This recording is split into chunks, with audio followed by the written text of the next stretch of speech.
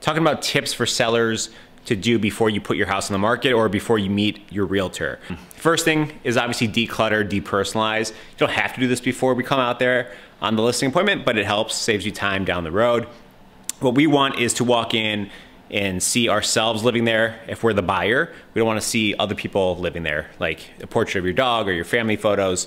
It's nice to have, but when you're on the market, put it away in storage or in your closets. It's really hard to see where you're walking like this, but I'm gonna switch hands. Another thing to do is find the brochures or the owner's manuals for the appliances in your place.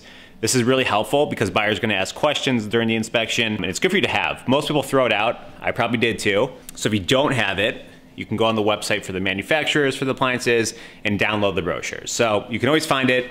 Again, this is really helpful for buyers to have.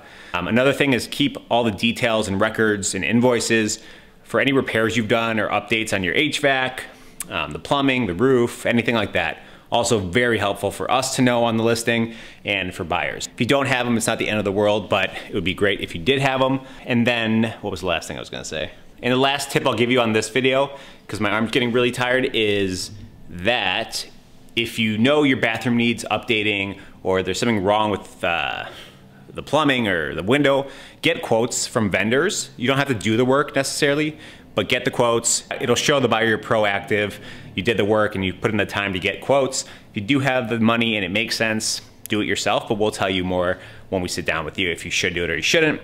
Either way, really good thing to do beforehand. That's all I got for this video. Hopefully this makes sense and you can see me because I can't see where I'm going. All right, later.